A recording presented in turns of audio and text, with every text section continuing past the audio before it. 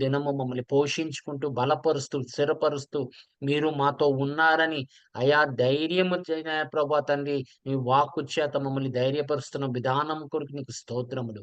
ప్రభువా, నీ వాక్యము సెలవిస్తున్నట్లుగా ప్రభువా, అయా అపవాదికి చోటివ్వద్దని సెలవిచ్చావు కదయ్యా! ప్రభువా తండ్రి, ప్రభువా నీ బిడ్డలకి అట్టి జ్ఞానము దయచేయండి. నాయనా ప్రభువా తండ్రి, వివేకము దయచేయండి ప్రభువా తండ్రి దేవా! నీ లేఖనముల ద్వారా, నీ పరిశుద్ధాత్మ నడిపింపు ద్వారా వివేకం అనేది ప్రభువా అయా అనేక మందికి ఈ చివరి దినాల్లో కలిగేటట్టుగా సహాయం దయచేయమని నజరేయుడైన యేసుక్రీస్తు ప్రభు శక్తి గల నామంలో అడిగి వేడుకుంటున్నాం మా తండ్రి. ఆమేన్. ఆమేన్. ఆమేన్. పౌలు గారు సెలవిస్తున్న మాట ఏమనగా ఏం చెప్తున్నాడు? నేనేమైనను క్షమించి ఉంటే హ్మ్. సాతాను మనలను మోసపరచకుండునట్లు హ్మ్. మీ నిమిత్తము క్రీస్తు సముఖమునందు క్షమించి ఉన్నాను. ఆమేన్. హల్లెలూయా. తర్వాత సాతాను తంత్రములను మనము ఎరుగని వారము కాము. కాము అంటున్నాడు. అంటే సాతానుడు తంత్రములు ఎరిగినవాడు. అంటే ఏ రూపంలో వస్తాడు? ఎలాగ ఆయన మోసగిస్తాడు? అనేది మన పౌలు గారికి ఎరిగి ఉన్నాడు. ఎందుకంటే ఆయన వాక్యంలో చెప్పినట్లుగా 2 కొరింథీయులకు రాసిన పత్రిక 11 అధ్యాయంలో మీరు జాగ్రత్తగా చదివితే ఆయన అనేక శ్రమల్లో గాని, బాధల్లో గాని ఆయన చూసాడు. అనేక విషయాలు చూసాడు. అలాగే సహోదరుల మధ్యలో కూడా వాళ్ళ ఐక్యత లేని వారుగా చూస్తున్నాడు. ఎందుకంటే మనము దేవుడి యొక్క సంఘాన్ని వాడు చీల్చటానికి ప్రయత్నం చేస్తాడు. దేవుని సంఘమే కాదు, దేవుని యొక్క ప్రజల్ని కూడా, స్నేహాల్ని, అలాగే మీ యొక్క వాళ్ళు బంధం ఏమంటారు? ఫ్యామిలీని, మీ బంధువుల్ని వాళ్ళేం చేస్తాడంటే మిమ్మల్ని వేరే పరచటానికి, దేవుడి నుంచి వేరే పరచటానికి ప్రయత్నంలోనే ఉన్నాడు. మొదటి నుండి ఇప్పటి వరకు వాడు చేసే ప్రయత్నం ఏంటంటే నిన్ని దేవుడి నుంచి దూరంగా చేయటమే.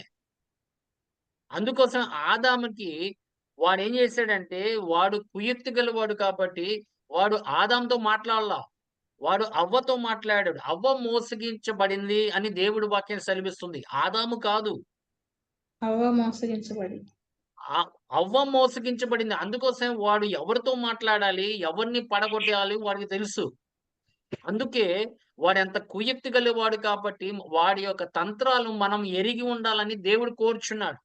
నీవు వాడి తంత్రాలు ఎరగలేకపోతే ఏమవుతుందంటే, నువ్వు మోసిపోవటానికి అవకాశం ఉంటుంది దేవుని సంగమా. అందుకోసమే అది బోధన ద్వారా గాని, లేపోతే స్వరం రూపంలో గాని, లేకపోతే అనేక విషయాల్లో గాని, మనము తప్పిపోయే అవకాశం ఉంటుంది దేవుని సంగమా. అందుకోసమే వాడు కుయుక్తి గలవాడు కాబట్టి, వాడు తంత్రాలు ఏమై ఉన్నదని వాక్యంలో మనం చదివినట్లయితే, హఠా అలాంటి మనస్తత్వం గాని, అలాంటి గుణము గాని, అలాంటి ప్రవర్తన మనలో కూడా ఉందా? లేదా? అనేది చూడాలి. ఎందుకంటే మనం దేవుడి ఆత్మ ద్వారా జన్మించబడ్డాం. దేవుడు ఆత్మ ద్వారా బడిన వారు, వాళ్ళు పాపము చేయరు, చేయజాలరు అని దేవుడి వాక్యం సెలవిస్తుంది. అప్పుడు మనం ఎంత జాగ్రత్తగా మనం జీవించాలో పౌలు గారు తన వాక్కు ద్వారా, దేవుని యొక్క వాక్యము ద్వారా, పరిశుద్ధాత్మ అభిషేకము, ప్రేరేపణ ద్వారా ఈ లేఖనాలు రాశాడు.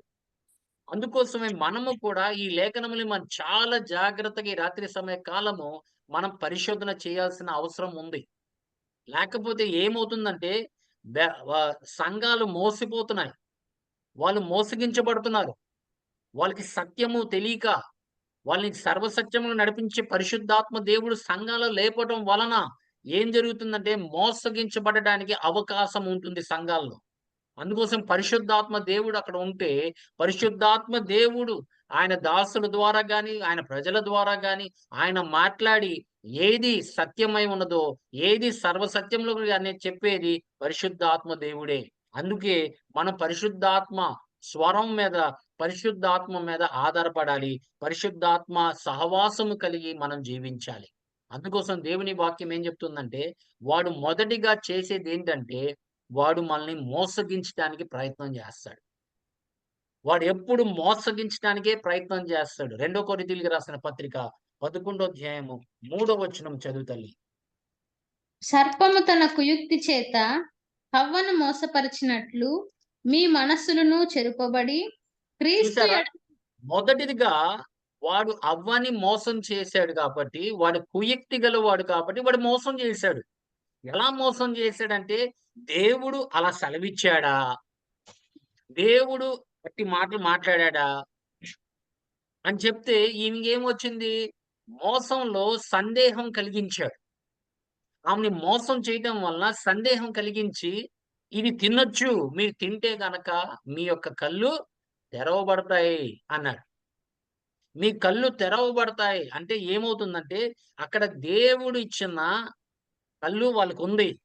కానీ ఆ కళ్ళుతో కాదు వాళ్ళు చూస్తుంది. వాళ్ళ చూస్తుంది ఆత్మ కళ్ళుతో. అందుకోసమే దేవుడి సన్నిధిని వాళ్ళు చూడగలిగారు. ఆదాం, అవ్వ దేవుని యొక్క సన్నిధిని చూడగలిగారు. దేవుడి యొక్క స్వరంని వినగలిగారు. ఎందుకంటే వాళ్ళు ఆత్మ సంబంధమైన వారుగా వాళ్ళు జీవిస్తున్నారు. కానీ ఏమైందంటే వాడు కుయుక్తి వాడుకొని వాడేం చేశాడంటే అవ్వని ఆడు మోసగించాడు. మోసగించిన తర్వాత వాళ్ళేం చేశారు? ఈవ మోసిపోవటం కాక ఆదాము కూడా అదే ఫలాన్నిచ్చి తినుమని సెలవిచ్చింది. ఇప్పుడాయన తినకపోతే మొత్తం తారుమారవుతుంది. ఆయన తప్పనిసరిగా తినాల్సొచ్చింది. ఎందుకంటే ఆమె పడిపోయింది. ఇప్పుడు ఈయన మహిమలో ఉన్నాడు. ఈయన కూడా ఆమెతో సహవాసం చేస్తే ఏమవుతుందంటే పిల్లలు ఎలా పుడతారో ఒకసారి ఆలోచించండి. అందుకోసం తప్పలేదు. ఆదాము కూడా తప్పలేదు. ఆయన కూడా తినాడు. అందుకోసం బైబిల్ చెప్తుంది. "అవ్వ మోసగించబడింది" అంటున్నాడు. అవ్వ మోసగించబడింది కాబట్టి వాళ్ళ యొక్క మనోనేత్రాలు మూయబడింది. వాళ్ళ యొక్క ప్రకృతి సంబంధమైన కళ్ళు వాళ్ళకి తెరవబడింది. ఆమేన్. హల్లెలూయా. ఇంకా దేవుని చూడటం గాని, దేవుడి మాటలు వినటము గాని వాళ్ళకి తెలీదింకా. ఆమేన్. ఆత్మీయంగా దేవుడికి దూరం అయిపోయారు.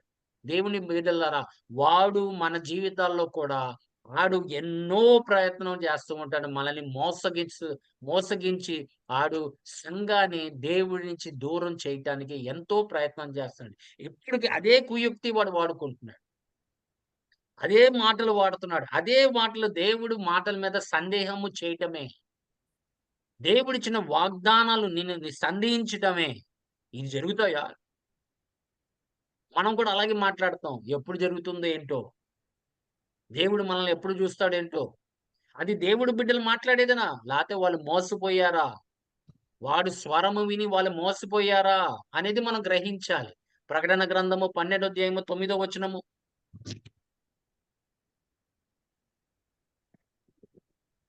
కాగా సర్వలోకమును మోసపుచ్చుచు అపవాది అనియు సాతాననియు పేరు గల ఆది సర్పమైన ఆ మహా ఘట సర్పము పడద్రోయబడెను.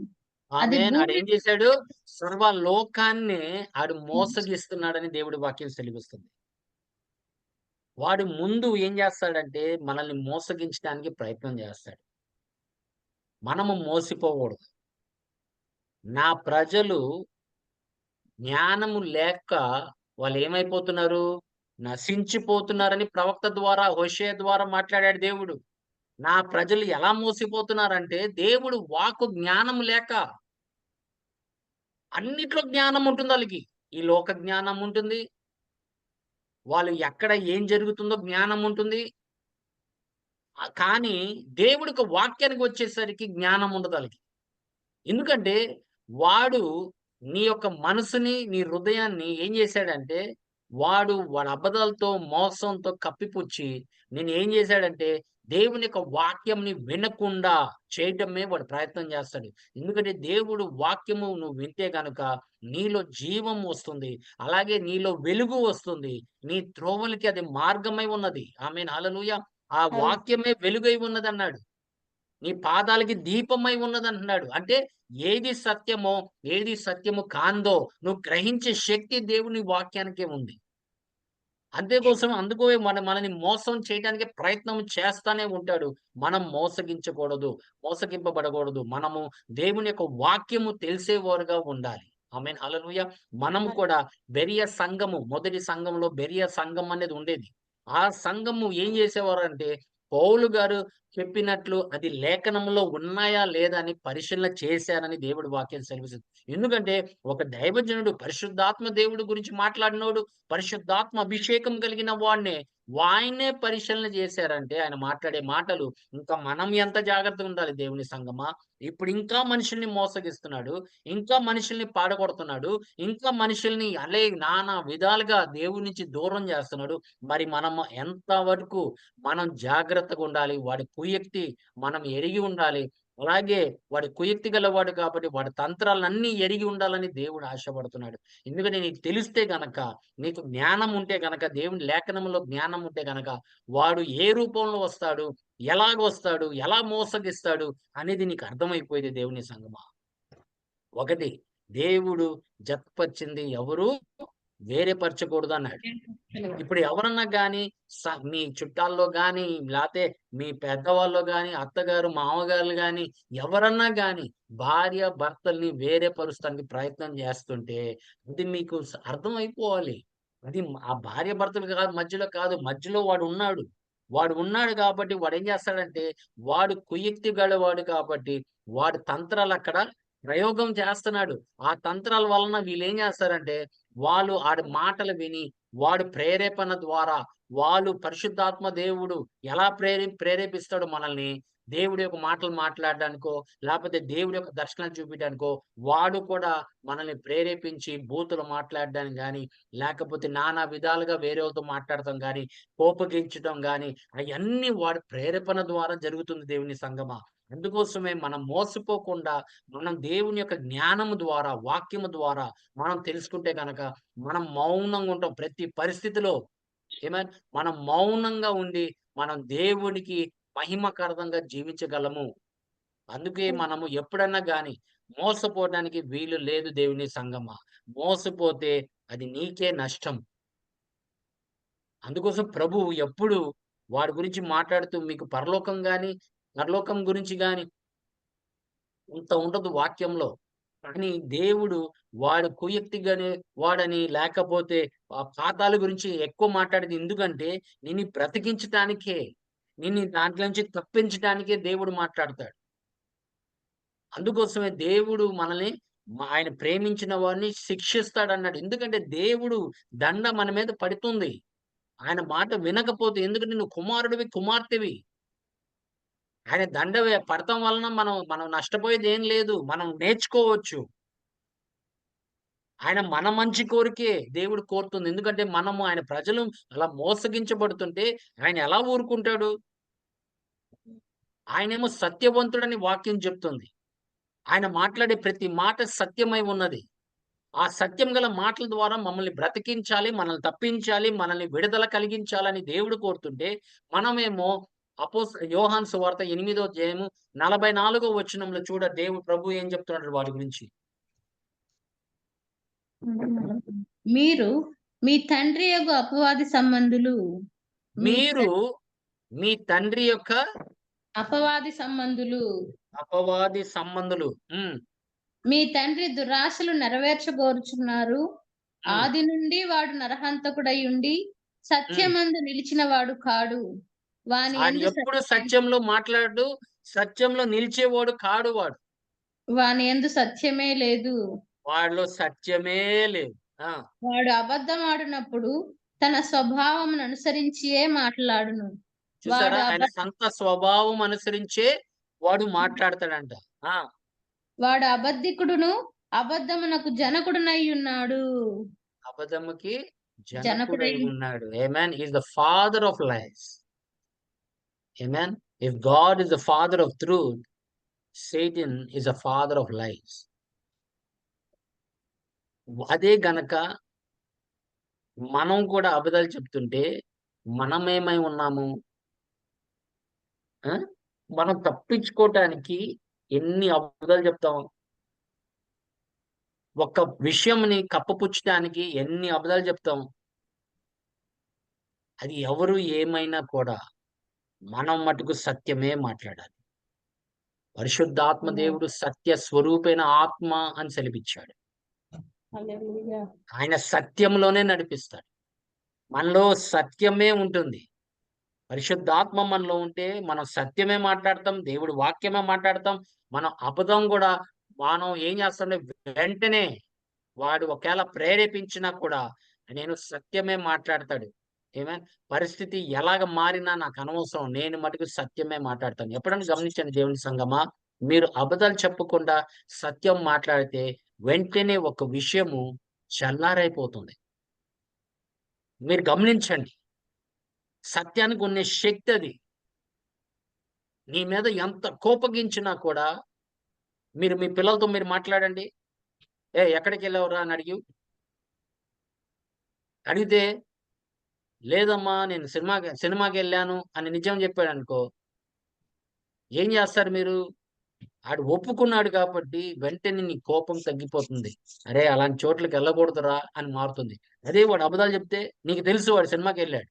లేదమ్మా నేను క్రికెట్ ఆడి వస్తున్నానని చెప్పాడనుకోండి, మీకెంత కోపం వస్తుంది? కానీ సత్యం మాట్లాడినప్పుడు వెంటనే మనకి వెంటనే ఒక కార్యం జరిగిద్ది. ఎందుకంటే నువ్వు సత్యం మాట్లాడావు కాబట్టి. భయపడమాకండి.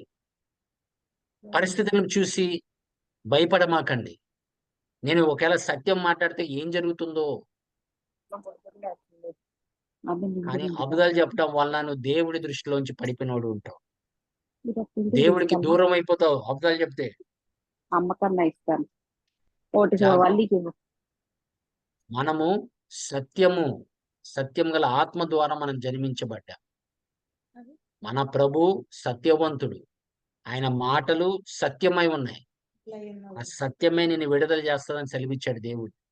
దేవుని సంగమా, మనం అబద్ధాలు చెప్తున్నామా? సత్యం మాట్లాడుతున్నామా? ఏమయ్యా నువ్వు బీసీ అంటే, కాదండి నేను బీసీ కాదు. వాళ్ళు వేరే క్యాస్ట్ అని చెప్పుకుంటారు. అయ్యా నువ్వు ఎస్సీ అంటే, కాదండి. అయ్యా నువ్వు క్రైస్తవుడు అంటే, కాదండి. ఎందుకు దేవుని సంగమా? దేవుడికి తెలీదా? దేవుడు వినట్లేదా? నీకు తెలీదా క్రైస్తవుల్లో క్యాస్ట్ ఉండదని? దేవుడి దృష్టిలో క్యాస్టిజం లేదని? మనం అందరం ఆయన బిడ్డలమని. ఆ మనం ఆయన బిడ్డలమని. మనము ఎప్పుడు సత్యమే మాట్లాడాలి. అదే ప్రయత్నం చేస్తూనే ఉండాలి. అది అలవాటైపోతుంది. కానీ ఒక అబద్ధము కప్పిపుచ్చడానికి ఎన్నో అబద్ధాలు ఆడాల్సొస్తది. అప్పుడు వాడు అబద్ధాలకి జనకుడైతే మరి నువ్వేంటి? వాడు కుమారుడా? కుమార్తెనా? వాడు అబద్ధాలకి జనకుడు అని దేవుడు చెప్తుంటే, అంటే వాడు is the father of lies. Then if you are continuing in lies, then are you a child of God or a child of the devil? ఒక్కసారి ఆలోచించండి. అబద్ధాలు చెప్పి పెళ్లి చేపిస్తారు. ఆ వాళ్ళు అబద్ధాలు చేసి ఏదో కట్టబెట్టేయాలని చెప్పేసి అబద్ధాలు చెప్పి వాళ్ళు కట్టబెడతారు. తర్వాత బాధపడతారు. అన్నీ తెలిసిద్ది తర్వాత. వాళ్ళు గొడవలవుతాయి. విడాకులవుతాయి. అయన్నీ అవసరమా? నా బిడ్డ ఇలాంటిదండి. నా బిడ్డ అలాంటిదండి. ఆమేన్. ఆమె దేవుడిని నమ్ముకుంది. ఆమె దేవుడిని వెంబడిస్తది అని మనం సత్యం మాట్లాడితే వాళ్ళు కూడా కొంచెం ఇష్టపడతారు. డైలీ నిజం మాట్లాడుతున్నారే కప్పిపుచ్చట్లేదని. దేవుడు ఆత్మ ద్వారా నడిపించబడాలి దేవుని సంగమా. మరొక్కటి వాడి కుయుక్తి ఏంటంటే, వాడి తంత్రాలు ఏంటంటే, మనల్ని శోధనలో పడేయటం. మనల్ని ఎన్ని సార్లు అందుకోసం శోధన నుంచి తప్పించడానికి ప్రార్థన చేయమన్నాడు. పరలోక ప్రార్థనలో ఏం చెప్తున్నాడు దేవుడు? శోధన నుండి మనం తప్పించు. శోధనల నుండి మమ్మల్ని తప్పించు. తప్పించుము అన్నాడు. ప్రార్థన చేయమన్నాడు. శోధనలు పడకిన తర్వాత కాదు. శోధనకు ముందే నువ్వు ప్రార్థన చేయాలి. పొద్దున లెగంగానే పరలోక ప్రార్థనలో శోధన గురించి తప్పించమన్నాడు కాబట్టి, ప్రభువా నన్ను ప్రతి శోధన నుంచి ఈ దిన శోధన నుంచి నన్ను తప్పించు. అయ్యా నాకు జ్ఞానము దయచేయి. నాకు వివేకము వరము దయచేయి. నేను వివేచించాలి ప్రభువా. ఏది నీది కాదో. ఎందుకంటే వాడు శోధిస్తాడు. బాగా శోధిస్తాడు. వాడు అబద్ధాలు చెప్పడానికి శోధిస్తాడు. మనుషుల్ని తిట్టుమని శోధిస్తాడు. కోపగించడానికి శోధిస్తాడు. ఏదన్నా గాని వస్తువుని ఇస్త్రీ కొట్టడానికి శోధిస్తాడు. కానీ ఆ విషయంలోనే నీకు కంట్రోల్ ఉండాలి. సెల్ఫ్ కంట్రోల్ ఉండాలి. ప్రభు మాటలు నీకు జ్ఞాపకానికి రావాలి. యేసుక్రీస్తు ప్రభుని శోధించాడు. 3 విషయాల్లో శోధించాడు. నేత్రాశ, శరీరాశ, శరీరాశ, జీవపు డంబం. జీవపు డంబము. ఆమేన్. నువ్వు నిజమైన దేవుడు కుమారుడైతే ఈ రాయల్ని రొట్టెగా మార్చమన్నాడు. చూసారా? కానీ ప్రభు ఆ శోధన ఎరిగున్నాడు. వాడు శోధిస్తున్నాడు. చెయ్యి చెయ్యి చెయ్యి అన్నప్పుడు నేను చెయ్యను అంటే చెయ్యనని కూర్చున్నాడు. ఏ వాక్యంలో రాయబడలేదా అన్నాడు. దేవుని సంగమా, నువ్వు నాకు నమస్కారం చేయి, ఇదంతా నీకు ఇచ్చేస్తానన్నాడు. నువ్వు పైనుంచి పడిపో, దేవుడు నీకు దూతలు ఇస్తాడన్నాడుగా. ఇస్తా అన్నారు. మరి పడిపో అన్నప్పుడు యెహోవా అయిన దేవుని శోధింప రాదు అన్నాడు. ఆమేన్. హల్లెలూయా. మనం దేవుని శోధింపబడకూడదు. మనం దేవుడు శోధింప చేయడు. అలాగే మనం కూడా శోధనలో పడడానికి వీలు లేదు. Amen. He will tempt you. కోపగించడానికి ఎంతో ప్రయత్నం చేస్తాడు. ఒక మనిషిని ఆమేన్ వాళ్ళని అసూయ పడేటట్టుగా ఆయన చేస్తాడు. కానీ మనం పడకూడదు.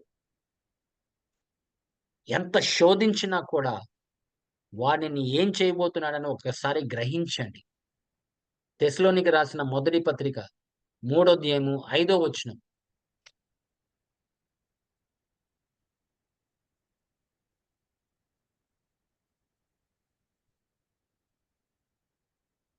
నా మొదటి పత్రిక 3వ అధ్యాయం 5వ వచనం. అవునమ్మా. ఇందుచేత నేనును ఇకను సహింపజాలక శోధకుడు మిమ్మల్ని ఒకవేళ శోధించినేమో అనియు మా ప్రయాసము వ్యర్థమైపోయేనేమో అనియు మీ విశ్వాసమును తెలుసుకొనవలెను అతని పంపితిని. ఆమేన్. హల్లెలూయా. ఎక్కడ శోధించబడి వాళ్ళు ఎక్కడ పడిపోతారని ఆయన చింతిస్తున్నాడు పౌలు గారు. ఆ సంఘం నిమిత్తము. ఎందుకంటే వాడు మోసగిస్తాడు, వాడు శోధనలు తెస్తాడని తెలుసు ఆయనకి.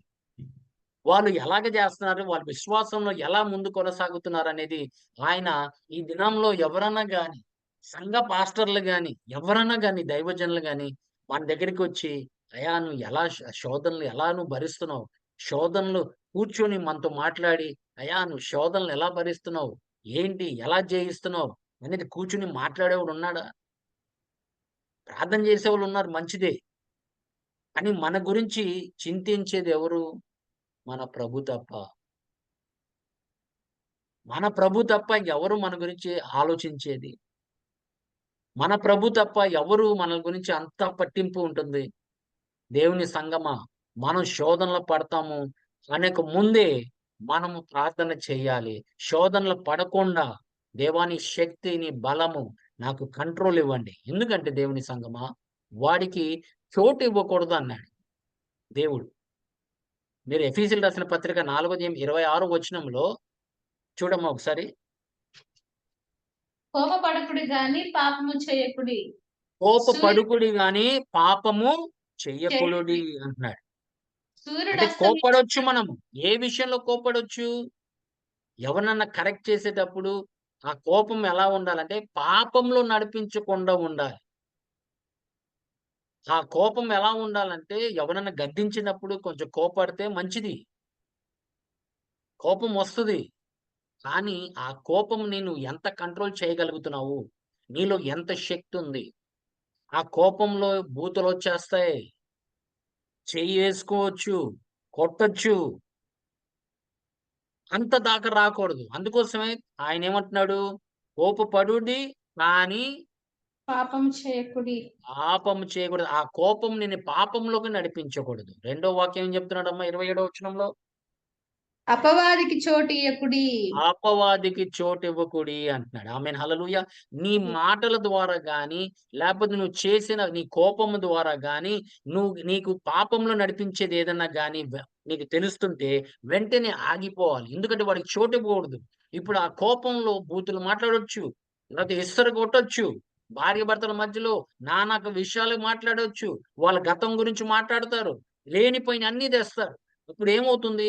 ఇది చల్లారిపోతుందా గొడవ? లేదు కదా! ఇంకా ఇంకా రెట్టింపుగా అయిపోతుంది. అందుకోసమే మీరు కోపగించండి గాని, అది పాపంలో నడిపించేటట్టుగా ఉండకూడదు ఆ కోపం. ఆమేన్. హల్లెలూయా! అక్కడికి హల్లెలూయా. ఆరిపోవాలి. వెంటనే, వెంటనే అది ఆరిపోవాలి. ఆ మనిషి మండిస్తున్నప్పుడు మనం వెంటనే మనం తగ్గించుకోవాలి. ఎవరో ఒకళ్ళు భార్య గాని, భర్త గాని, లేతే పిల్లలు గాని, వాళ్ళు కోపగిస్తున్నప్పుడు వెంటనే మనం తగ్గిపోవాలి. ఎవరో ఒకళ్ళు తగ్గాలి. లేకపోతే ఏమవుతుందంటే ఇద్దరు అదే కోపంలో ఉంటే మటుకు ఏం జరుగుతుందో మీకు తెలుసు. మీకు అనుభవం కలిగిన వారికి చోటివ్వమాక. వారిని శోధించేటప్పుడు చోటివ్వమాక. వారికి చోటిస్తే అంతే సంగతులు. వాళ్ళు ఏదైనా అనుకోని. మౌనంగా ఉండు.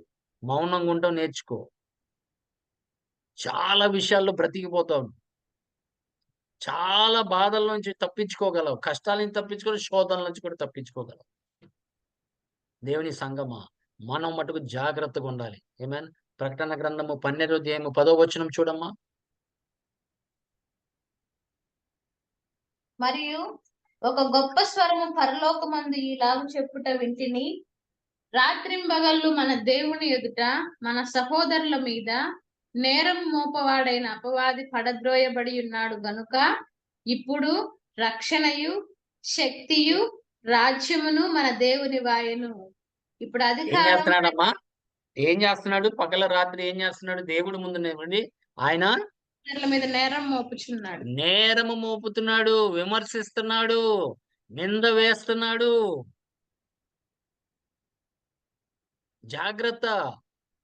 అలాంటి స్వభావం మనలో కూడా ఉందా? ఒకసారి ఆలోచించండి. మనం కూడా చాలా మందిని మనం శోధిస్తూ ఉంటాము. వాళ్ళేదో ఒకటి తప్పు చేయడానికి మనం శోధిస్తూ ఉంటాము. మనం చాలా విషయాల్లో వేరే వాళ్ళ మీద నింద వేయటము, విమర్శించటము. అలాగే వాడు పగలు రాత్రి ఏం చేస్తున్నాడు? పడద్రోయ మన ఎదుట సహోదరుల మీద నేరం మోపుతూ వాడి అపవాది సహోదరుల మీద నేరం మోపుతున్నాడు. మనం కూడా మోపుతున్నామా? మనం కూడా నింద వేస్తున్నామా? మనం కూడా ఇతరుల్ని విమర్శించుతున్నామా? ఒక్కసారి ఆలోచించండి. అది వాడి గుణము. దేవుడి గుణము కాదు. ఒక మనిషిని విమర్శించడం దేవుడి పని కాదు. ఒక మనిషిని లేవనెత్తడమే దేవుడి పని. కృంగిపోయిన వాళ్ళని లేవనెత్తువాడు, బలపరచువాడు అని చెప్పాడు. అర్థం చేసుకోండి. ఒకవేళ తప్పు చేసినా కూడా నేను క్షమిస్తున్నాడు. ఆయన 10 మందికెళ్ళి నీ గురించి ఎవరిని ప్రకటించట్లా దేవుడు. నువ్వు ఎలాంటి చీకట్లో పనులు చేసినా, కార్యములు చేసినా, నువ్వు అబద్ధాలాడినా ఆయన 10 మందికెళ్ళి చాటట్లేదు. ఈ వ్యక్తి ఇలాంటిదని, ఈ వ్యక్తి ఇలాంటివాడు అని చెప్పి చెప్పట్లేదుగా దేవుడు. ఎవరికైనా చెప్తున్నాడా? లేదు. వాక్యము ద్వారా నిన్ను గద్దిస్తాడేమో తప్ప, కానీ నువ్వు చేసినవి ఆయన బయట పెట్టడు. ఎవ్వరికీ తెలియపరచడు. ఆయన ఒక్కటే నువ్వొచ్చి ఆయన సన్నిధిలో పశ్చాత్తాపపడాలని ఇష్టపడుతున్నాడు. క్షమించేవాడుగా ఉంటున్నాడు.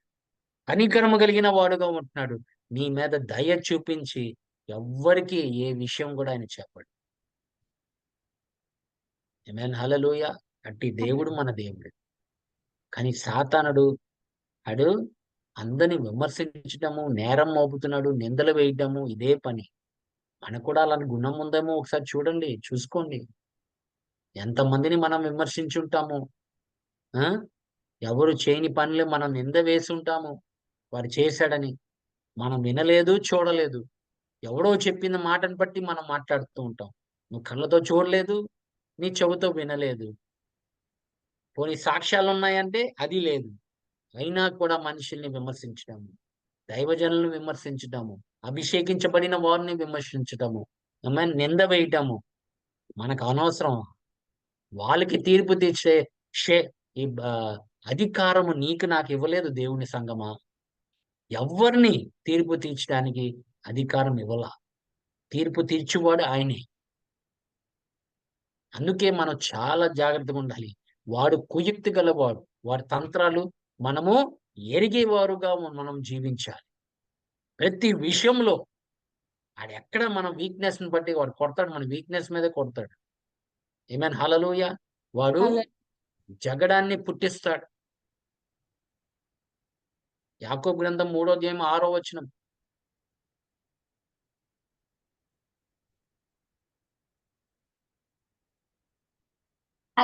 నాలుక అగ్నియే, నాలుక మన అవయవములో ఉంచబడిన పాప ప్రపంచమై సర్వ శరీరమునకు మాలిన్యము కలుగచేయుచు ప్రకృతి చక్రమునకు ఇప్పుడు చిచ్చు సర్వ శరీరాన్ని మాల్యం చేసేది ఏది? ఏ నాలుక అవయవము? నాలుకే. నీ నాలుక వల్లనే బ్రతుకులు పట్టుబడతాయి. నీ నాలుక వల్లనే కుటుంబాలు చీలిపోవడానికి అవకాశం ఉంటుంది దేవుని సంగమా. వాని నాలుకని వాడుకున్నాడు అనుకో, అంతే సంగతులు. వాడు ఒక చిచ్చు పెట్టాడు అనుకో నీ ద్వారా, కుటుంబాలు నాశనం అయిపోతాయి. ఒక్క మనిషి గురించి నువ్వు తప్పుడు మాట్లాడినప్పుడు వేరే వాళ్ళకి ఏం సాక్ష్యం చెప్తున్నావు? ఆయన దేవుడు రక్తం ద్వారా కడగబడిన బిడ్డ. అయినా కూడా మనం ఏం చేస్తూ ఉంటామంటే విమర్శించుకుంటూ, ఆ మనం ఇద్దరి మధ్యలో మనం ఏం చేస్తామంటే జగడము పుట్టిస్తాం. కొట్టుకుంటారు, తిట్టుకుంటారు, కేవలం మన నాలిక వల్ల. తిమోతికి రాసిన మొదటి పత్రిక 5వ అధ్యాయము 14-15 వచనాలు చూడతారు. కాబట్టి యవ్వన స్త్రీలు వివాహం చేసుకొని పిల్లలు కని గృహ పరిపాలన జరిగించుచు నిందించుటకు విరోధికి అవకాశం ఇవ్వకుండా వాళ్ళని కోరుచున్నాను. ఏంటంటమ్మా మళ్ళీ చెప్పు. నింద యవ్వన స్త్రీలు వివాహం చేసుకొని పిల్లలు కని గృహ పరిపాలన జరిగించుచు నిందించుటకు విరోధికి అవకాశం ఇవ్వకుండా వాళ్ళని కోరుచున్నాను. నిందించే వాడికి విరోధంగా నువ్వు జీవించాలి. అందుకోసమే స్త్రీకి కుటుంబ విషయాలన్నీ స్త్రీకి అప్పచెప్పాడు.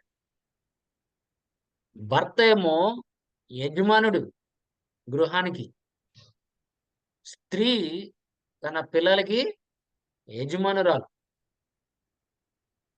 యేసుక్రీస్తు ప్రభు మానవుడికి యజమానుడు. అలాగే దేవుడు మన ప్రభు అయిన యేసుక్రీస్తుకి యజమానుడై ఉన్నాడు. దేవుని సంగమా, ఆ లెక్కలో మనం జీవించాలి. అందుకోసమే స్త్రీల మీద ఆధారపడి ఉంటుంది. వాళ్ళ పిల్లల్ని ఎంత జాగ్రత్తగా పెంచారో వాళ్ళ మీద ఆధారపడి ఉంటుంది. అందుకోసమే బైబిల్ అదే చెప్తుంది, మీ ఇంటి విషయంలో మీరు చాలా జాగ్రత్త. ఎందుకంటే బుద్ధి కలిగిన స్త్రీ తన ఇంటిని కట్టెను అని చెప్పాడు. కానీ దాన్ని పడగొట్టేది ఎవరు?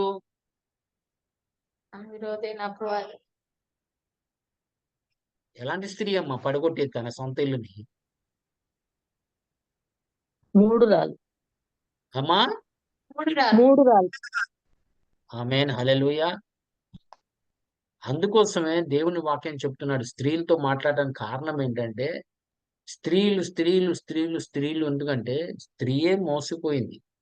ఇప్పుడు ఒక స్త్రీని పిలిచి ఒక 2 మంచి మాటలు మాట్లాడు, ఆ మోసగించబడుతుంది. పలానా స్కీమ్ ఉందమ్మా అని మాట్లాడు, పాపం నమ్మేసిద్ది. ఏ విషయంలో అయినా కానీ వాళ్ళు నమ్మేస్తారు. మనుషులు నమ్మేయటమే వాళ్ళ పని. వాళ్ళు వివేచించరు. ఆ మాట్లాడేది సత్యమా కాదా, మోసగిస్తున్నాడా లేదా అని ఆలోచించము దేవుని సంగమా. అందుకే మనము చాలా జాగ్రత్తగా ఉండాలి. ఆమేన్ హల్లెలూయా. యోహాను రాసిన మొదటి పత్రిక 2వ అధ్యాయము 15వ వచనం చూడమ్మా. అలాగే ఎఫీసీయులకు రాసిన పత్రిక 2వ అధ్యాయము 2-3 వచనాలు. ఈ లోకమైనను లోకములో ఉన్న వాటినైనను ప్రేమింపకుడి. ఎవడైనను లోకమును ప్రేమించిన ఎడల తండ్రి ప్రేమ వానిలో ఉండదు. చదవమ్మా 17 వరకు చదువు. వానిలో తండ్రి ప్రేమ ఉండదంట. లోకాన్ని ప్రేమించిన వాడు తండ్రి ప్రేమ వానిలో ఉండదు. వాళ్ళలో ఉండదంట. చదువు తల్లి. లోకములో ఉన్నదంతయు అనగా శరీరాశయు, నేత్రాశయు, జీవపు డంబమును తండ్రి వలన పుట్టినవి కావు. అవి లోక ఆమేన్. సంబంధమైనవే. అది తండ్రి వలన పుట్టింది కాదైతే ఎవరి వలన పుట్టుండాలి? అపవాది వాళ్ళు. నువ్వు లోకాన్ని ప్రేమిస్తే నువ్వు ఎవరిని ప్రేమిస్తున్నావు? లోకాధికారిని ప్రేమిస్తున్నావు. నీ తండ్రిని నువ్వు ప్రేమించట్లేదు. ఆయనకి లోకానికి స్నేహం చేసేవాడు దేవుడికి విరోధి అన్నాడు. మరి నువ్వు దేవుడికి మిత్రుడువా, విరోధివా, లేకపోతే ఆయన కుమారుడా, కుమార్తె అని కాదు, అవును అనే దీన్ని బట్టి మనకి అర్థమైపోద్ది. లోకం గురించే ఆలోచిస్తూ ఉంటారు. వాటి గురించే ఆలోచిస్తూ ఉంటారు. వాళ్ళు ఎప్పుడు ఇది కొనాలి, ఇది తినాలి, ఇది చేయాలి, అది చేయాలి. వాటి ఇది ఎవరంట ఆశపడేది? అన్యులు అన్నాడు ప్రభువు. ఏం త్రాగాలి, ఏం తినాలి, ఏం ధరించుకోవాలి అని ఆ స్వభావం ఉంది చూసావా? ఎవరికుంటుందంట? అన్యులకు ఉంటుంది అన్నాడు. కానీ మీరైతే దేవుని రాజ్యము మీద మీరు ధ్యాసని ఉంచుకోండి. నా రాజ్యముని, నా నీతిని మీరు వెతకండి. ఈ సమస్తమంతా నీకు అనుగ్రహించబడుతుందండి. కానీ ఈ విషయాలన్నీ ఆలోచించేది ఎవరంటే అన్యులు. మీరు అన్యులా? కాదు కదా! అన్యుల నుండి మనం దేవుడు కుమారులుగా మార్చబడ్డాం. ఆత్మ ద్వారా మనం జన్మించి ఇప్పుడు పరలోక సంబంధమైన వారుగా మనం జీవించాలి తప్ప, పరలోక వాటి గురించి మనం ఆలోచించాలి తప్ప, ఆయన యొక్క కృప వరాల గురించి మనం ఆశపడాలి తప్ప, ఆయన కృప, ఆయన ఆత్మ ఫలం గురించి మనం ఆలోచించాలి తప్ప, ఆయన స్వభావం గురించి మనం ఆలోచించాలి తప్ప, ఆయన ఎలాంటి వారో మనం కూడా అట్టి వారుగా ఉండాలని ఆశించాలి తప్ప, మనము మటుకు ఆ పరిశుద్ధాత్మ దేవుడు అనుదినము నిన్ను మహిమ నుండి అధిక మహిమ ఆ రూపంలో తీసుకొస్తున్నాడు ఆయన.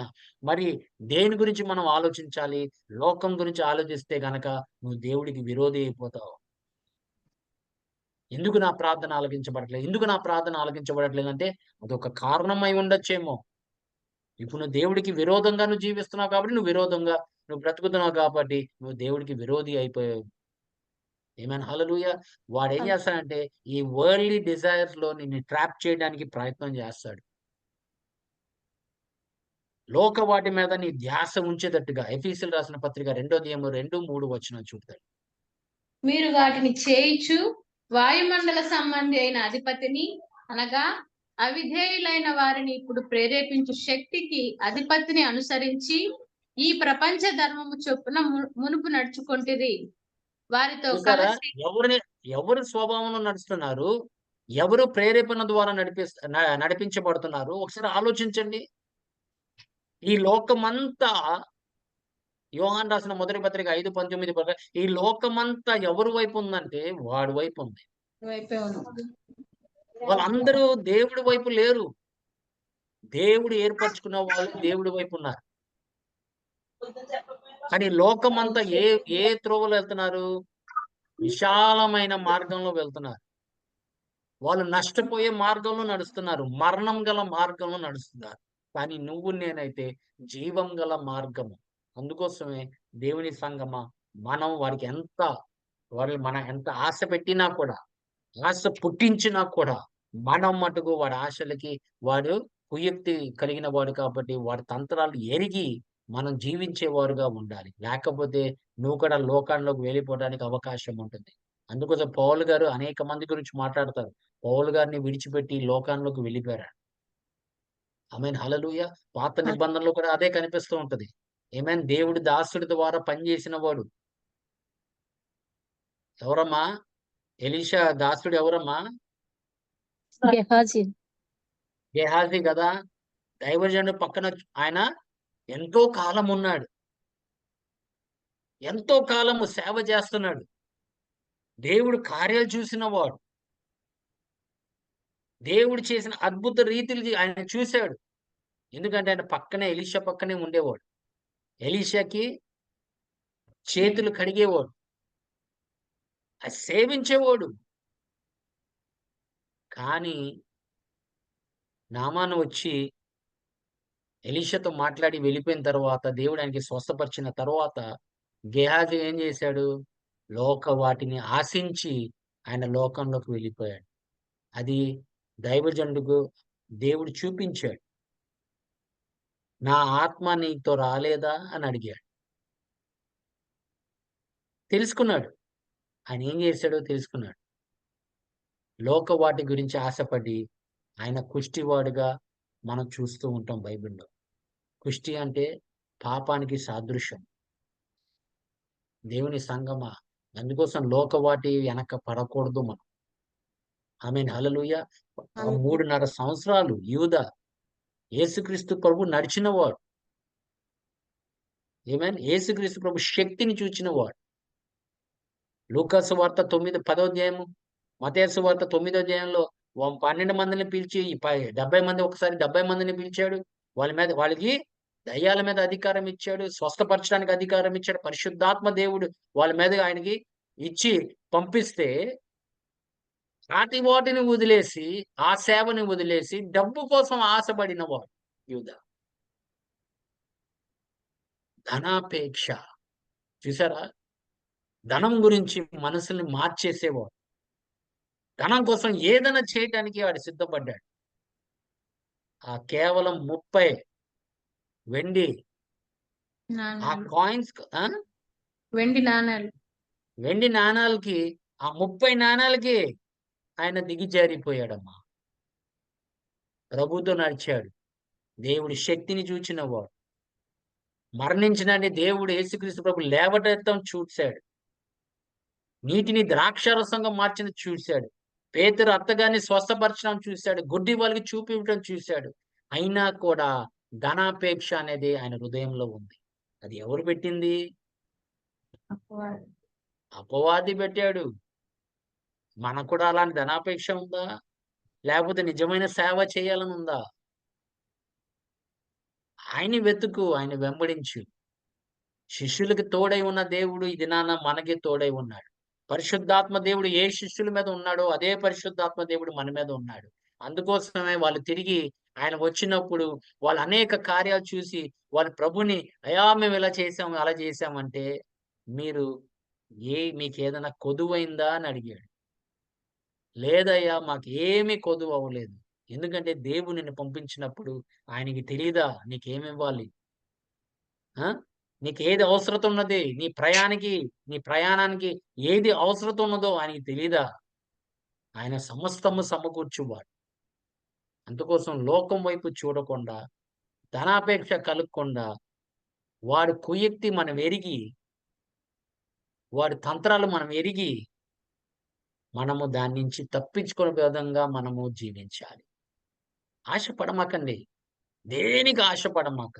నీ కొరకు ఏర్పరచబడినది పరలోకంలో దేవుడు నీకు ప్రత్యక్షముగా నీకు ఇస్తాడు. దేని గురించి ఆశపడమాక. బట్టలు కావాలన్నా గాని, షూలు కావాలన్నా గాని ఏది ఆశించమాక. ఆమేన్, హల్లెలూయా. హల్లెలూయా. పలానా కొనాలి, పలానా కొనాలని నాకు ఎప్పుడు ఆశ ఉండదు. దేవుడే నాకు సమకూరుస్తాడు. నాకు ఎవరో ఒకరు పిలిచి బట్టలు ఇస్తారు. ఎవరో ఒకరు పిలిచి ఏదో ఒకటి కానుకిస్తారు. ఆమేన్. ఎందుకంటే మన దృష్టి దాని మీద కాదు. దేవుడు ప్రజలు వాళ్ళు ఎలా జీవిస్తున్నారు, వాళ్ళు ఎలాగ ఉండాలి అనేది దేవుడు ఎలా ఆశిస్తున్నాడో దైవజనులు కూడా అలాగే ఆశించాలి. దేవుడు మనల్ని మంచి మార్గంలో నడిపించాలనుకుంటున్నారు. సత్య మార్గంలో నడిపించాలనుకునే దేవుడిని మనము కూడా అలాగే నడిపించేటట్టుగా మనం ఉండాలి. వాళ్ళని దారి తప్పించేవారుగా మనం ఉండకూడదు. వాడు ఉన్నవాడన్నా లేనివాడన్నా మనం ఒకే రీతిగా మనం అది చూడాలి. ప్రభు చూసినట్లుగే మనం చూడాలి. అందుకోసం నీ కళ్ళు నాకు దయచేవయ్యా, నీ మనసు నాకు దయచేవయ్యా. నువ్వు చూచినట్లుగా, నువ్వు మాట్లాడినట్లుగా, నువ్వు వినినట్లుగా, నువ్వు ఆలోచించినట్లుగా నాకు అదే విధానం దయచేయి. ఎందుకంటే ఆయన స్వరూపంలో మనం మార్చబడుతున్నాం దేవుని సంగమా. అనుదినం ఆయన స్వరూపంలో మనం మార్చబడుతున్నాం. అందుకోసమే మనకి ఈ 5-fold మినిస్ట్రీ ఇచ్చింది ఆయన స్వరూపంలోకి తీసుకురావడానికి. నిన్ను ఏర్పరచుకుంది దాని కొరికి. నిన్ను నిర్మించింది దాని కొరికి. ఆయన కుమారుడి స్వభావంలో, ఆయన స్వరూపంలో నువ్వు రావాలని కోరుచున్నాడు తండ్రి అనే దేవుడు. కానీ మనమైతే అపవాది మాటలు విని, అపవాదిని మనకు పుట్టించే ఆశలను బట్టి మనం జీవిస్తున్నాం. ఆమేన్, హల్లెలూయా. 2 కొరింథీయులకు రాసిన పత్రిక 11వ అధ్యాయము 14వ వచనం చూద్దాం. 11:14. అవునమ్మా. పురుషుడు తల వెంట్రుకలు పెంచుకొనుట అతనికి అవమానమని 11:14 ఇది ఆశ్చర్యము కాదు, సాతాను తానే వెలుగుదూత వేషము ధరించుకొనుచున్నాడు. చూసారా? వాడు మారు వేషంతో వస్తాడు. వాడు పరిచర్యకారులు కూడా అదే మారు వేషంలో వస్తారు నీ దగ్గరికి. వాడు ఎలాగో మారు వేషంలో వస్తాడు. వాడు వెలుగుదూత లాగా వస్తాడు. వాడు వెలుగుదూత ఒకప్పుడు. వాడు నీకు వెలుగుగా కనిపిస్తాడు. ఒక దూతగా కనిపిస్తాడు. మోసపోమాకండి. వాడి యొక్క పరిచారకులు కూడా, వాడికి సేవ చేసేవారు కూడా ఈ విధంగానే మోసం చేస్తారు. వాళ్ళు దైవజనులుగా రూపంగా ధరించుకుంటారు. కానీ లోన వాళ్ళు మోసగించేవారుగా ఉంటారు. అందుకే మనం చాలా జాగ్రత్తగా ఉండాలి.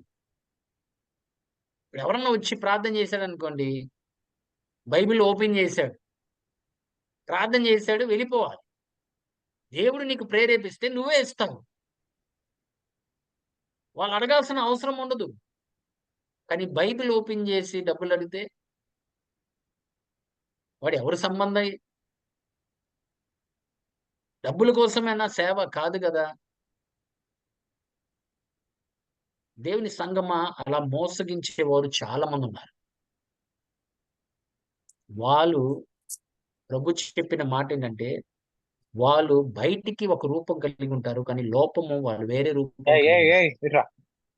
ఆ రూపమును తెలుసుకోవాలంటే నీకు వాక్యము తెలియాలి. నీకు పరిశుద్ధాత్మ అవసరము. పరిశుద్ధాత్మ సహవాసం అవసరం. ఆయన మాటలను బట్టి నువ్వు వాడిని పట్టేయాలి. ఆయన దైవజనుడా కాదా? దేవుడి బిడ్డ కాదా? ఆమేన్. డబ్బుల కోసం ప్రవచన చెప్పేవాళ్ళు ఉన్నారు. తెలుసా మీకు? మనకి ఏదైనా అవసరం ఉంటే వెంటనే వెళ్ళిపోతాం మనం. ఎవరు ప్రవచించే వాళ్ళు ఉన్నారా? దర్శనం చూపించేవారు ఉన్నారా? వాడు అక్కడే వాడు మోసం చేస్తాడు. నీ మనస్తత్వాన్ని బట్టి నువ్వు మోసపోతావు. వాడు వెంటనే మారు వేషంలో వచ్చేస్తాడు. ఒక దర్శనం చూపించేస్తాడు. ఆ పిల్లలు మోసపోతారు. దేవుడు నాతో మాట్లాడాడు, దర్శనం ద్వారా మాట్లాడాడు, ఇలా ప్రవచన ద్వారా మాట్లాడాడని కాదు. మనల్ని దేవుడు ఆత్మనిచ్చాడు. వివేచన ఆత్మనిచ్చాడు. ఇక్కడ అక్కడికి పరిగెత్తమాకండి. దేవునితో మాట్లాడాలనుకుంటే ఎక్కడన్నా మాట్లాడతాడు. ప్రార్థనలో నీ పేరు పిలుస్తాడు అంత అవసరమైతే.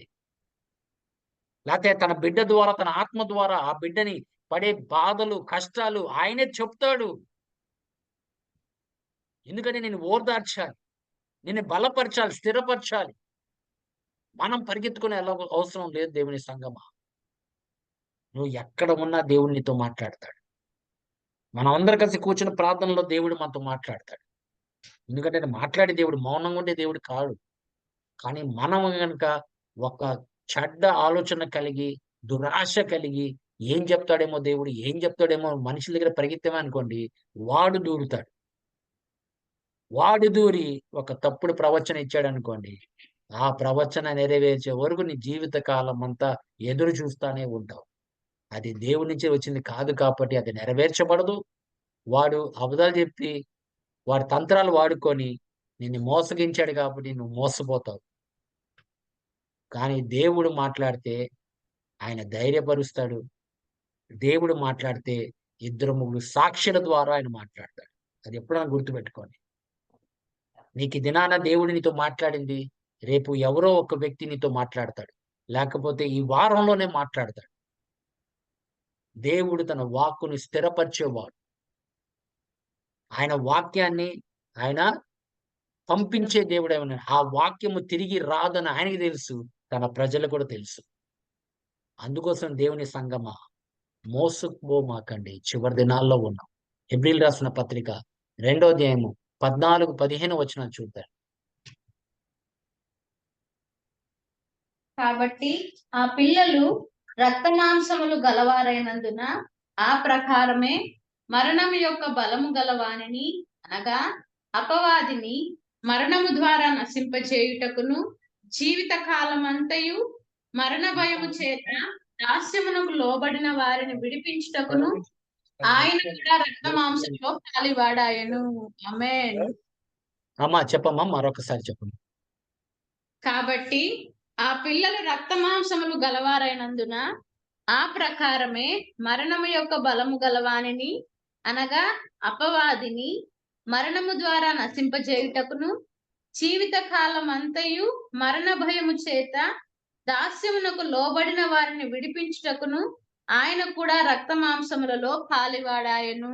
ఆమేన్. చూసావా ఎంతమంది మరణ భయము కలిగిన వారందరినీ ఆయన విడిపించడానికి వచ్చాడు ప్రభు. ఆ మరణ భయము ఎవరు కలిగిస్తున్నారు దేవుని సంగమా? వాడు భయపించేవాడు. వాడు అన్ని విషయాల్లో భయం అనేది కలుగుతుంది. మనం మానవులం. ఇప్పుడు ఏదైనా ఒక వార్త వినామనుకోండి, వెంటనే భయం వేస్తుంది. కానీ వెంటనే మనం ప్రభు అయా నీ ఆదరణ కలిగించు, వెంటనే పరిశుద్ధాత్మ దేవుడు నీకు సమాధానం ఇచ్చే దేవుడే ఉన్నాడు. అది ఏ కబురైన దేవుని సంగమా, మనం భయపడకూడదు. మనము దేవుని యొక్క పిల్లలమై ఉన్నాం కాబట్టి, ఆయన ధైర్యం గల ఆత్మతో మమ్మల్ని నింపాడు కాబట్టి మనం భయపడకూడదు. ఎందుకంటే దేవుడు మన పట్ల ఉన్నాడు. నీ కొరకు మరణించడానికి సిద్ధపరిచిన దేవుడు నీకు సమస్తము సమకూర్చడమా? రేపటి గురించి భయపడే వాళ్ళు ఉన్నారు.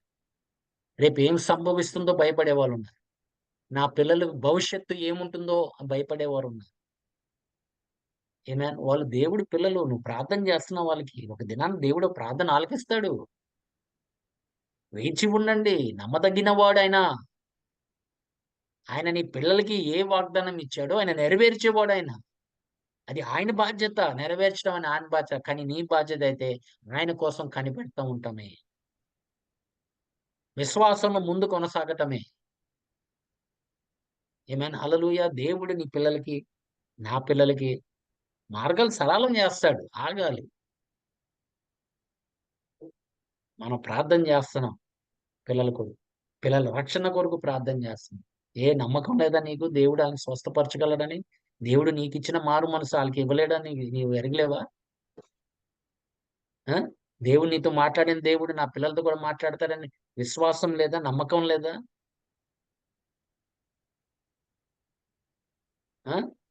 ఎక్కడి నుండి ఎక్కడికి తీసుకొచ్చాడు మనల్ని?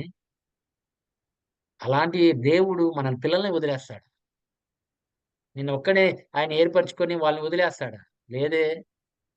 దేవుడు వాక్యం ఏం సెలవిస్తుంది? నువ్వు రక్షణ పొందితే నీ గృహాన్ని కూడా రక్షణ కలుగుతుందన్నాడు.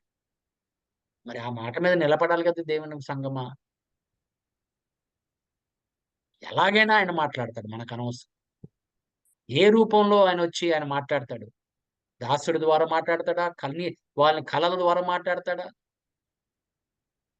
ఎవరినో ఎక్కడి నుంచో పంపించి నన్ను మార్చిన దేవుడు మన బిడ్డల్ని మార్చలేడా? ఎంతమంది పాస్టర్లు తెలుసు నాకు, ఎంతమంది మనుషులు తెలుసు దేవుడి వాక్యం తెలిసిన వాళ్ళు.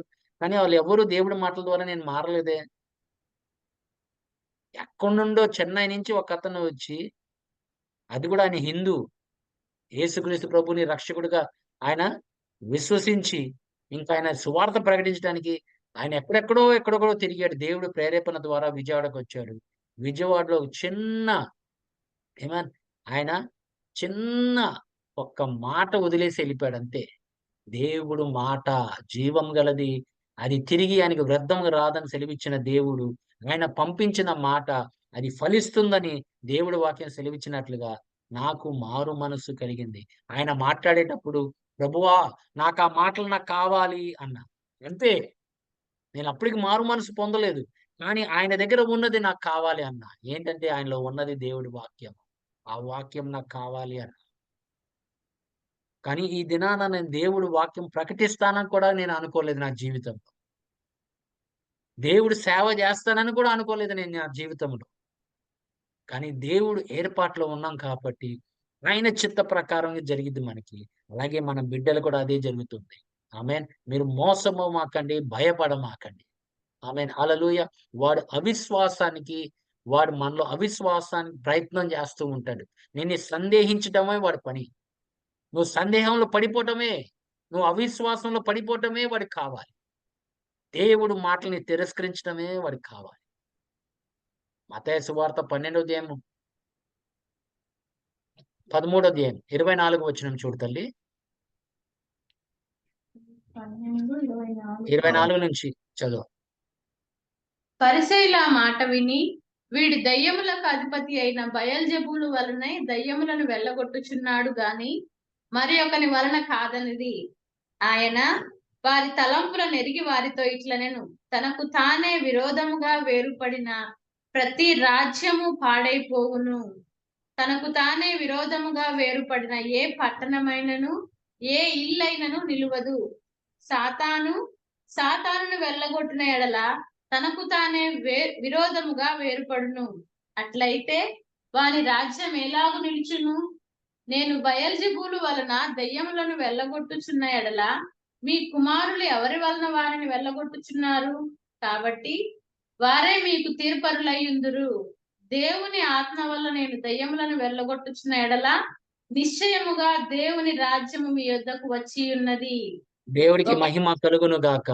చూసారా దేవుని సంగమా, యేసుక్రీస్తు ప్రభు పరిశుద్ధాత్మ ద్వారా ఆయన కార్యం చేస్తానని చెప్తుంటే వీళ్ళు ఏం చేస్తున్నాడు, మనుషులకి వేరే అక్కడ ఉన్న వారందరికీ ఆ సభలో లేకపోతే అక్కడ ఉన్న జన సమూహానికి వాడు కొంతమందిని వాడుకుంటున్నాడు. నువ్వు దేవుడు ఆత్మ ద్వారా కాదు దయ్యాల ద్వారా నువ్వు వెళ్ళగొడుతున్నావు అనగానే వాళ్ళు అందరూ విశ్వసించారు. కొంతమంది ప్రభుని విడిచిపెట్టి వెళ్ళిపోయిన వాళ్ళు ఉన్నారు. ఎందుకంటే వాడు నీలో సందేహము కలిగిస్తాడు. దేవుని యొక్క మాటలు దేవుడి కార్యముని సందేహించడానికి వాడు ప్రయత్నం చేస్తాడు. మార్క్స్ వార్త 4వ అధ్యాయము 14వ వచనం చూడండి.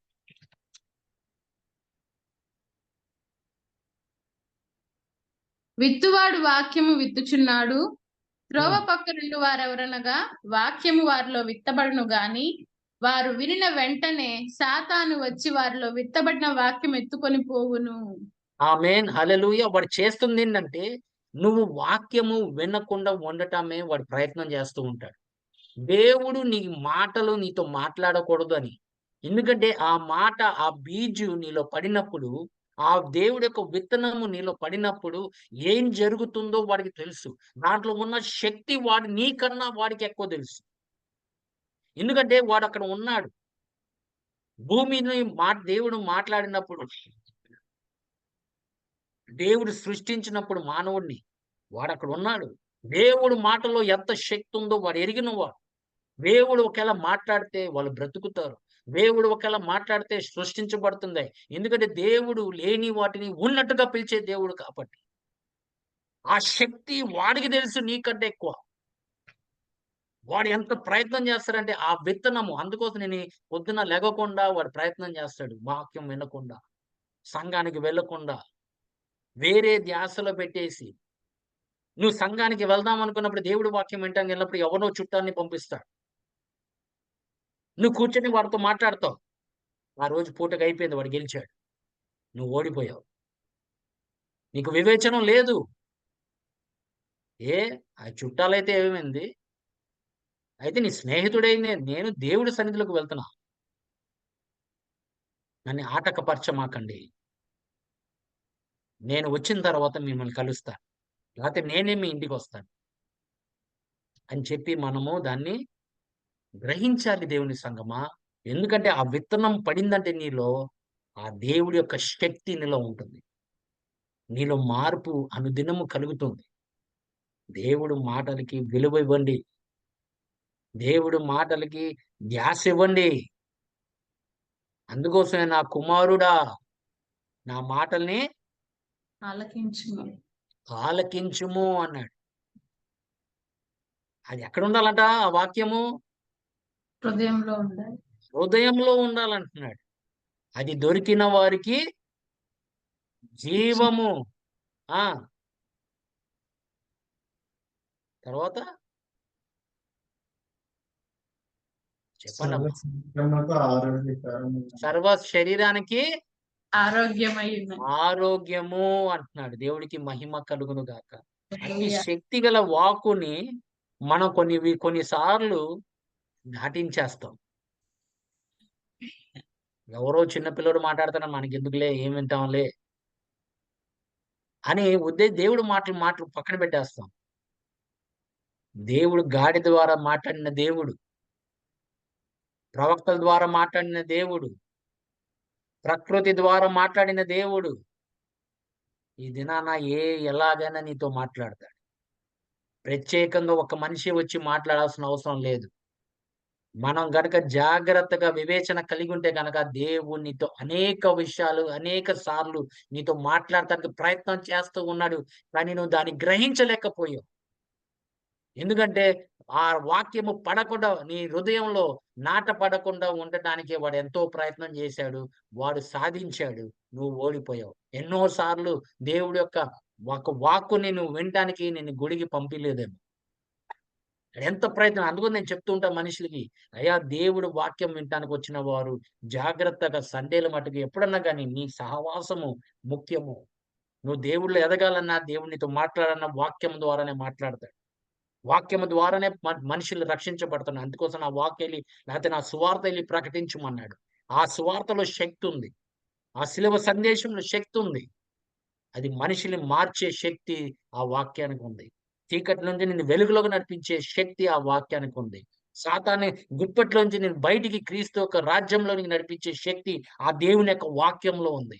అది తెలుసు వాడికి. అందుకోసం మనల్ని ఆటంకపరుస్తూ ఉంటాడు వాక్యం దగ్గర. వినకుండా ఉండటమే వాడు ప్రయత్నం చేస్తూ ఉంటాడు. వాడు అనేక మార్లు వాడు గెలిచాడు. వాడు సాధించాడు. కానీ మనమైతే దేవుడు ఎక్కడో మనతో మాట్లాడాల్సింది, ఎక్కడో ఉండాల్సిన వారం, దేవుడి మాటలు వినాల్సిన వారము, ఆ రోజున ఆ మాటను మనము దాటించేసి ఉంటామేమో దేవుని సంగమా. ఒక్కసారి ఈ రాత్రి కాలం ఆలోచించండి. వాడు కుయుక్తి గలవాడు. వాడి యొక్క తంత్రాలు మనం ఎరిగేవారుగా మనం ఉండాలి. ఆమేన్. అనేక విషయాల్లో రోమీయులకు రాసిన పత్రిక 7వ అధ్యాయంలో మీరు జాగ్రత్త చదివితే వాడు నీ యొక్క శరీరాన్ని వాడుకోవడానికి ప్రయత్నం చేస్తాడు. నీ యొక్క బలహీనతలను వాడడానికి ప్రయత్నం చేస్తాడు. ఆమేన్. హల్లెలూయా. జాగ్రత్తగా ఉండాలి దేవుని సంగమా. నీ బలహీనత వాడికి తెలుసు. ఎక్కడ నువ్వు బలహీనంగా ఉన్నావో ఆ బలహీనతలోనే కొడతాడు నిన్ను. నీకు డబ్బులో బలహీనత ఉంటే డబ్బుల దగ్గరే కొడతాడు. ఆశ పుట్టిస్తాడు. లోక వాటి మీద నీకు బలహీనం ఉంటే కనుక ఆ బలహీనత చూపిస్తాడు. అన్ని చూచి నాకిది కావాలి, అది కావాలి, అది కావాలి, అది కావాలి, ఇది కావాలి, ఇది కొనాలి, అది కొనాలని అనుకునేవారు జాగ్రత్త. నీ బలహీనత మీద కొడతాడు వాడు. దేవుడి మీద ఆధారపడేవాళ్ళు దేనికి ఆశించరు. దేవుడు వాళ్ళ దృష్టి అంతా దేవుడి మీద ఉంటుంది. వాళ్ళకి నమ్మకం దేవుడు ఒక దినాన నన్ను కూడా దీవిస్తాడు. దేవుడు ఒక దినాన నన్ను లేవనెత్తాడు. దేవుడు ఒక దినాన నన్ను స్వస్థపరుస్తాడు. నేను మనుషుల వైపు చూడకుండా నేను జీవించాలి. దేవుని సంగమా, నీ బలహీనత ఏమై ఉన్నదో నాకైతే తెలీదు గాని జాగ్రత్తగా కాపాడుకో. ఆ విషయంలో గాని, ఆ యొక్క చోట్లో గాని నువ్వు బలవంతుడిగా నువ్వు మార్చబడు.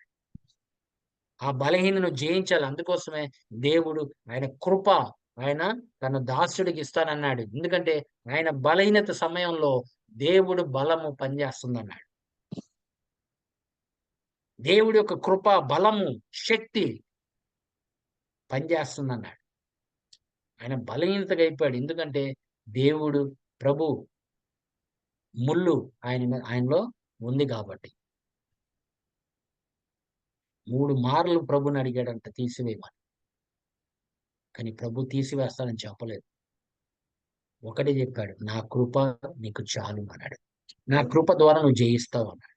దేవుని సంగమా, ఈ దినం మనం జయించే వారుగా ఉండాలంటే దేవుని కృపే దేవుని శక్తి. దేవుని కృప, దేవుడి ప్రేమ. ఆమేన్. హల్లెలూయా.